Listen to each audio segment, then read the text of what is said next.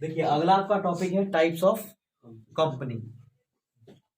इसके बारे में जानते हैं। देखिए वैसे तो आपका टाइप्स ऑफ कंपनी के अंदर आपका कंपनी 10 से 12 प्रकार की कंपनी होती है कि इतने टाइप्स के आपके कंपनी होते हैं। लेकिन हम सिर्फ दो कंपनी के बारे में अभी बात करेंगे कि आपका प्राइवेट कंपनी और एक आपका पब्लिक कंपनी। कि प्राइवेट कंपनी किसे कहते हैं? प्राइवेट कंपनी को हिंदी में निजी कंपनी बोलते हैं। तो देखिए प्राइवेट कंपनी के बारे में क्या लिखा हुआ है कि निजी कंपनी वह कंपनी है जिसका न्यूनतम प्रदत्त अंश पूंजी यानी मिनिमम पेड अप कैपिटल ये आपका ऑथोराइज कैपिटल का पार्ट होता है।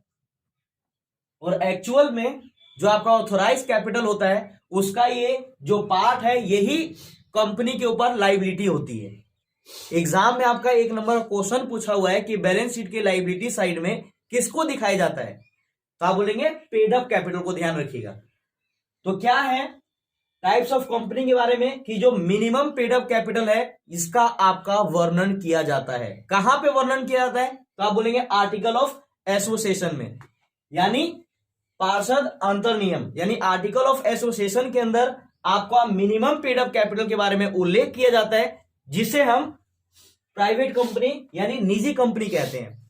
एक बार और देखिएगा, लिखा है कि निजी कंपनी वह कंपनी है जिसका न्यूनतम प्रदत्त अंश पूंजी जो उल्लेखित है तथा जो पार्षद अंतर नियम में दिया हो उसको हम लोग कहते हैं प्राइवेट कंपनी। अब देखिए प्राइवेट कंपनी के बारे में कुछ इंपॉर्टेंट चीज है जहां से आपका एग्जाम में क्वेश्चन पूछेगा।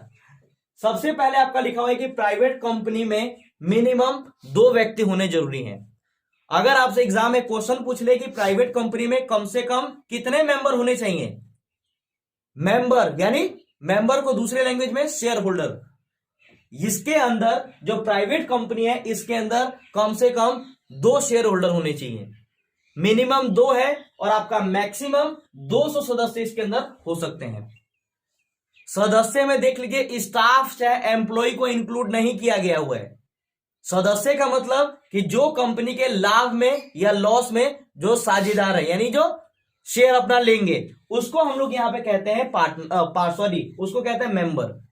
मतलब जिसने कंपनी के अंदर पैसा लगा रखा है वो कंपनी का शेयर होल्डर। यहां पर लिखा है कि कम से कम 2 शेयर होल्डर हो सकते हैं प्राइवेट कंपनी में और मैक्सिमम 200, इससे अधिक आप नहीं जा सकते हैं। दूसरा बात लिखा है कि प्राइवेट कंपनी अपने शेयर्स को पब्लिक के बीच आमंत्रित इश्यू नहीं करती है। यानी जो प्राइवेट कंपनी का जो शेयर्स होता है, प्राइवेट कंपनी का जो अंश होता है वो पब्लिक के बीच में इश्यू नहीं करती है। यानी पब्लिक लोग के बीच में ये नहीं बोलती कि आके मेरे कंपनी के शेयर्स खरीद लिए, ऐसा कुछ भी नहीं है। केवल प्राइवेट कंपनी अपने दोस्त हो गया, उसका फ्रेंड हो गया, चाहे अपना रिलेशन हो गया, चाहे कोई मतलब ऐसा आदमी हो गया, वो उन्हीं लोग पर्सनली उन्हीं लोग को जाके वो बोले कि भैया आप मेरी कंपनी के शेयर्स ले लीजिए, चाहे आप इसके अंदर पूंजी लगाइए, हम दोनों आदमी मिलकर काम करेंगे। कंपनी यहां पर जो प्राइवेट कंपनी होता है वो खुद चलकर किसी को अगर को कैपिटल का आवश्यकता पड़ता है किसी मेंबर के पास जाती है तो मतलब कंपनी खुद चल के उसके पास जाती है, मतलब पर्सनली जाती है। लेकिन आपको बताएंगे कि पब्लिक कंपनी में ऐसा कुछ भी नहीं है। तो प्राइवेट कंपनी के बारे में ये मेंबर के पास खुद चल के जाती है, ये अपने शेयर्स को पब्लिकली ऑफर नहीं करती है, मतलब पब्लिक के बीच में ऑफर इसको नहीं करती है। अगर इसको लगता है कि पैसे की आवश्यकता है तो ये किसी मेंबर को ढूंढ के अपनी कंपनी के शेयर्स बेच सकता है, खरीद सकता है, लेकिन स्पेशल केस में हो। जनरली हम इतना बस जानेंगे कि जो आपका प्राइवेट कंपनी होता है वो अपने शेयर्स को पब्लिक के बीच में इशू नहीं कर सकता है, आमंत्रित नहीं करता है। ठीक है। तीसरा बात लिखा हुआ है कि प्राइवेट कंपनी अपने शेयर्स को हस्तांतरण यानी ट्रांसफर पर रोक लगाती है। कि मतलब जो आपका प्राइवेट कंपनी है वो अपने शेयर्स को ट्रांसफर नहीं कर सकती है, लेकिन स्पेशल केस में वो अलाउ करती है।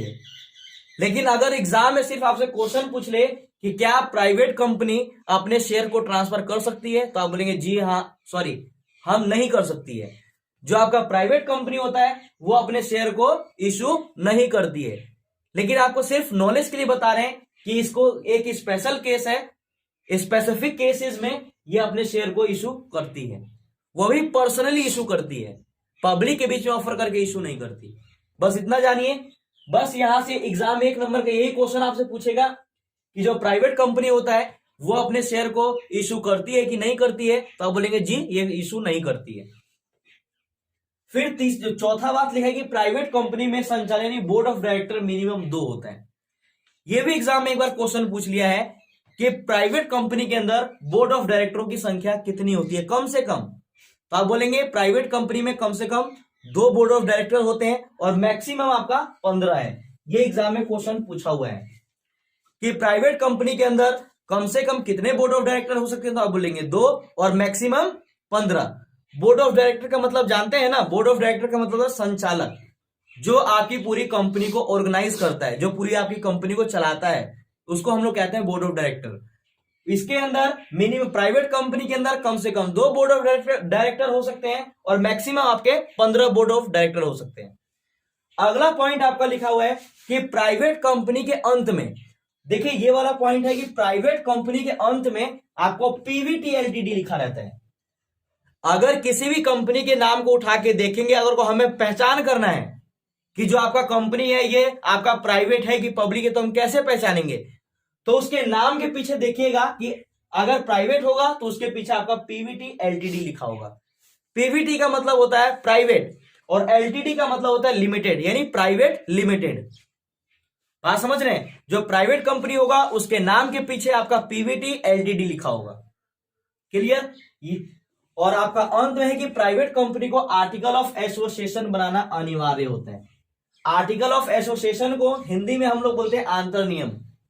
ठीक है, कंपनी के अपना नियम, अपने रूल रेगुलेशन होते हैं जिसको वो अपने आर्टिकल्स के द्वारा निर्धारित करता है। वो ये कंपनी को बनाना जरूरी होता है।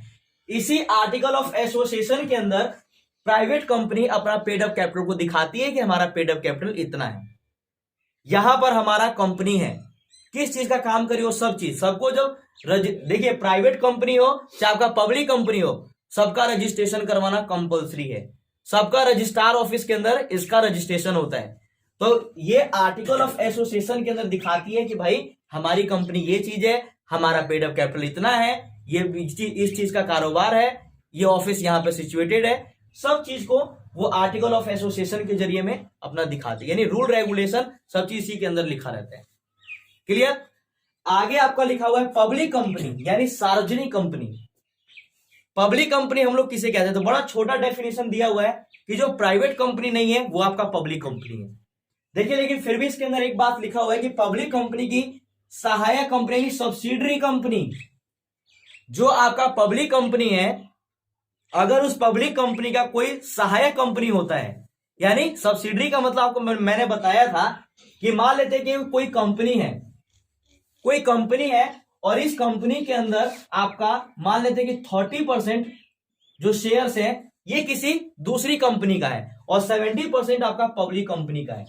तो ये तो है प्राइवेट, ये तो है आपका पब्लिक कंपनी और एक है आपका सब्सिडरी कंपनी। मतलब ये दोनों जो सहायक कंपनी के लिए बोला कि जो आपका सब्सिडरी कंपनी ये पब्लिक कंपनी का हेल्प करती है, तो इनका शेयर देखिए यहां पे बताया गया है कि यहां पे पूरा कंट्रोलिंग पावर आपका किसका होगा? पब्लिक कंपनी का होगा, लेकिन बस इसकी हेल्प करने के लिए ये दूसरी कंपनी है, इसको हम लोग कहते हैं सब्सिडरी कंपनी।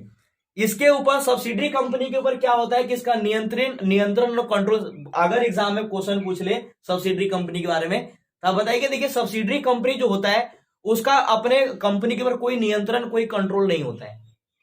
बात समझ रहे हैं? सीधा पूरा का पूरा कंट्रोल, जाहिर सी बात है जिसका शेयर ज्यादा होगा, ये बस हेल्प करने के लिए कंपनी है। इसी को हम लोग बोलते हैं सहायक कंपनी या इंग्लिश में सब्सिडरी कंपनी। देखिए आगे लिखा हुआ है आपका कि पब्लिक कंपनी के बारे में कि पब्लिक कंपनी की सहायक कंपनी सब्सिडरी कंपनी है तो वह कंपनी इस अधिनियम के उद्देश्य से सार्वजनिक कंपनी मानी जाती है। मतलब अगर आपका पब्लिक कंपनी है और उस पब्लिक कंपनी को कोई सब्सिडरी कंपनी है तो वो आपका पब्लिक कंपनी कहलाएगी। ठीक है, दूसरा आपका लिखा हुआ है इसके अंदर। अब कुछ इसके इंपॉर्टेंट पॉइंट देखते हैं। सबसे पहले लिखा हुआ कि पब्लिक कंपनी में कम से कम 7 मेंबर हो सकते हैं।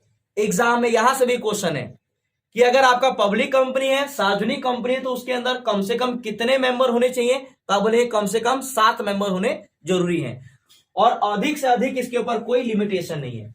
अधिक से अधिक कितने मेंबर भी हो सकते हैं। मेंबर का मतलब क्या? मेंबर का मतलब क्या? Share holder. कि यहां पर मिनिमम 7 शेयर होल्डर होने जरूरी है कंपनी के और मैक्सिमम इसकी कोई लिमिटेशन नहीं है, कितने व्यक्ति भी हो सकते हैं इसके अंदर। मेंबर का मतलब सदस्य। ठीक है, तो एग्जाम में यहां से एक बार क्वेश्चन पूछा हुआ है कि पब्लिक कंपनी के अंदर कम से कम कितने मेंबर होने चाहिए, तो आप बोलेंगे 7 और मैक्सिमम इसका कोई लिमिटेशन नहीं है। फिर लिखा हुआ है कि पब्लिक कंपनी अपने शेयर्स को पब्लिक के बीच में इश्यू करती है। देख लीजिए, प्राइवेट कंपनी में आपने पढ़ा कि ये पब्लिक के बीच में अपने शेयर को इश्यू नहीं करती, लेकिन जो पब्लिक कंपनी है ये पब्लिक के बीच में अपने अंशों को इश्यू करती है, आमंत्रित करती है कि आके मेरे कंपनी के शेयर्स आप लोग खरीद सकते हैं, बेच सकते हैं, आप एकदम स्वतंत्र हैं। लेकिन प्राइवेट कंपनी में ऐसा नहीं था। प्राइवेट कंपनी में उनके शेयर को ट्रांसफर करने पे भी रोक था, वो अपने शेयर को इश्यू भी नहीं कर सकते पब्लिक के बीच में। लेकिन पब्लिक कंपनी में एकदम अपोजिट, उसका उल्टा है पूरा।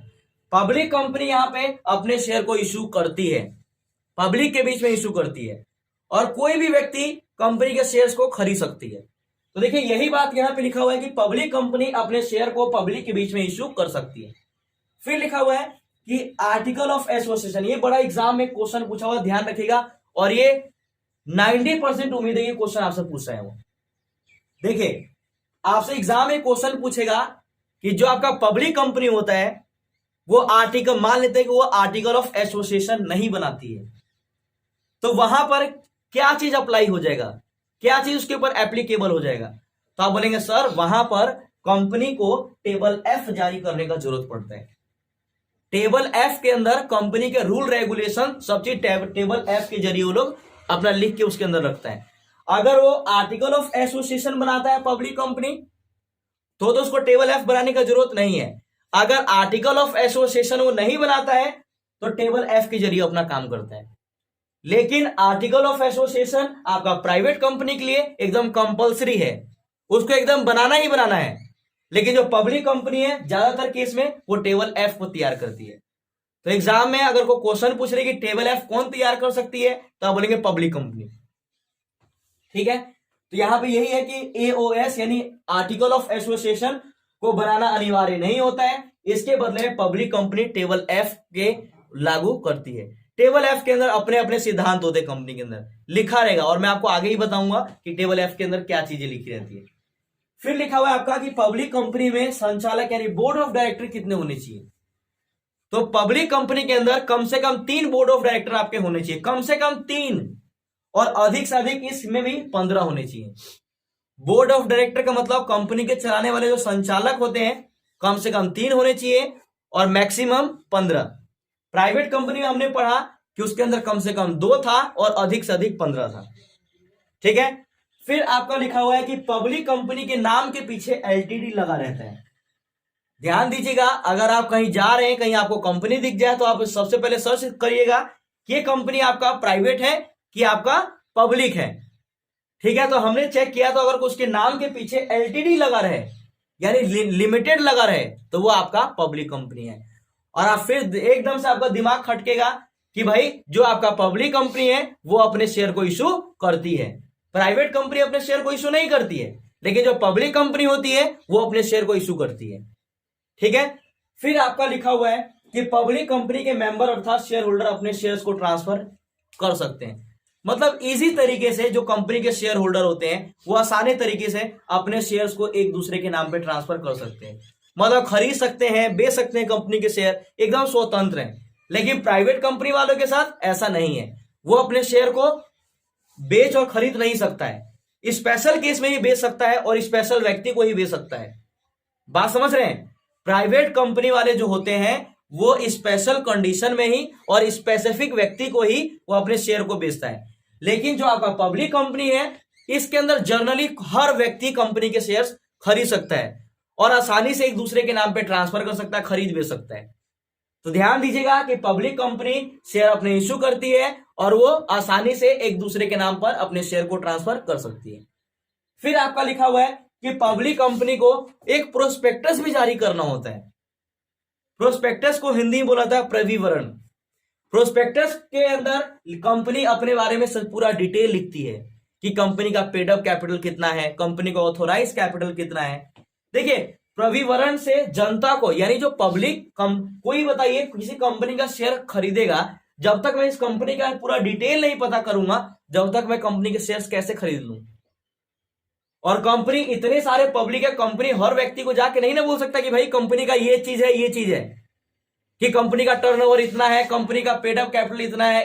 हर व्यक्ति एक आदमी नहीं, कोई एक आदमी थोड़ी ना है। यहां पब्लिक का मतलब हो गया बहुत, हर जगह का व्यक्ति। तो सबके, तो कंपनी क्या करती है ऐसे कंडीशन में कि अपने कंपनी के नाम पर अपना प्रोस्पेक्टस जारी करती है और लोगों को ऑफर करती है कि भाई अगर आपको मेरी कंपनी से रिलेटेड किसी चीज की दिक्कत है तो आप प्रोस्पेक्टस के अंदर आप जाके पढ़ सकते हैं। वहां पे आपको पता चल जाए कि ऑथोराइज कैपिटल कितना है, पेड अप कैपिटल कितना है, कैसे आपको पेमेंट करना है, ये सब चीज के बारे में आपको प्रोस्पेक्टस के अंदर लिखा रहता है। तो जो प्रोस्पेक्टस है ये आपका पब्लिक कंपनी ही जारी करता है। प्रोस्पेक्टस इश्यू जो है आपका पब्लिक कंपनी करता है। तो ध्यान रखिएगा, इंपॉर्टेंट पॉइंट था इसमें से। इस 5 से 7 नंबर का आपका एग्जाम के अंदर क्वेश्चन पूछता है।